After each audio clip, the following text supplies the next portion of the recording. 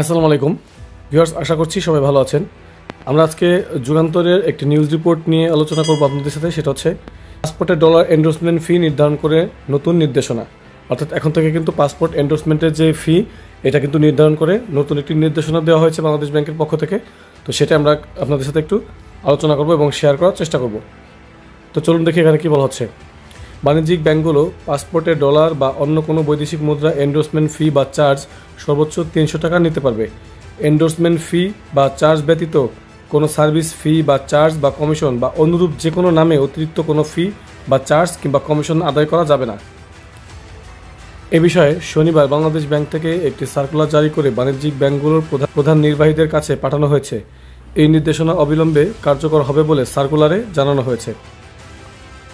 ঈদের বাড়তি ছুটি সমন্বয় করতে শনিবার সাপ্তাহিক ছুটির দিনেও বিশেষ ব্যবস্থায় অন্যান্য সরকারি অফিসের মতো কেন্দ্রীয় ব্যাংকও খোলা ছিল।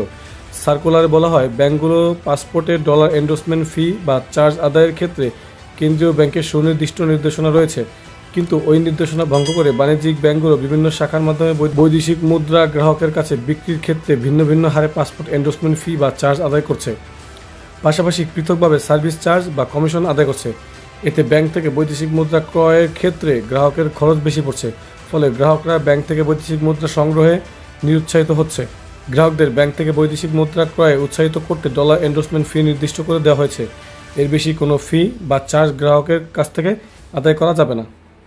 তো ভিউয়ার্স, আমরা যেটা বুঝলাম সেটা হচ্ছে পাসপোর্টের ডলার এন্ডোর্সমেন্ট ফি, অর্থাৎ যারা ডুয়াল কারেন্সি কার্ডে পাসপোর্ট এন্ডোর্সমেন্ট করে নিয়ে হচ্ছে বিভিন্ন দেশে ট্রাভেল করেন, বা কোনো ট্রিটমেন্টের জন্য হোক বা ভিজিটের কারণে হোক, যে কোনো কারণে যারা বিদেশে যান, বাংলাদেশ থেকে বাইরে যান, তারা কিন্তু ওই দেশের কারেন্সি ব্যবহার করার জন্য তারা কিন্তু পাসপোর্টে ডলারটি এন্ডোর্সমেন্ট করে নেন তাদের ব্যাংকের ডুয়াল কারেন্সি কার্ডটিতে, যাতে করে তারা যে কোনো দেশে গেলে সেই দেশের কারেন্সি বা মুদ্রা তারা ব্যবহার করতে পারেন, এটিএম থেকে উইথড্র করতে পারেন, বা যে কোনো অনলাইন পেমেন্টের কেনাকাটার ক্ষেত্রে, অনলাইন মার্কেট প্লেসে কেনাকাটার ক্ষেত্রে বা পেমেন্টের ক্ষেত্রে ডলার ইউজ করতে পারেন। যারা পাসপোর্টে ডলার এন্ডোর্সমেন্ট করেছে তাদের ক্ষেত্রে ব্যাংকগুলো কিন্তু অতিরিক্ত ফি গ্রাহকদের কাছ থেকে নেওয়া হয়েছে।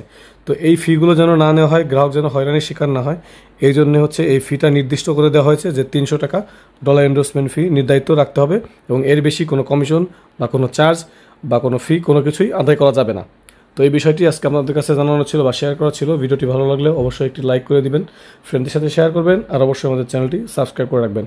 তো আজকের আয়োজন এ পর্যন্তই, দেখা হবে নেক্সট ভিডিওতে ইনশাআল্লাহ। Till then take care self, আল্লাহ হাফেজ।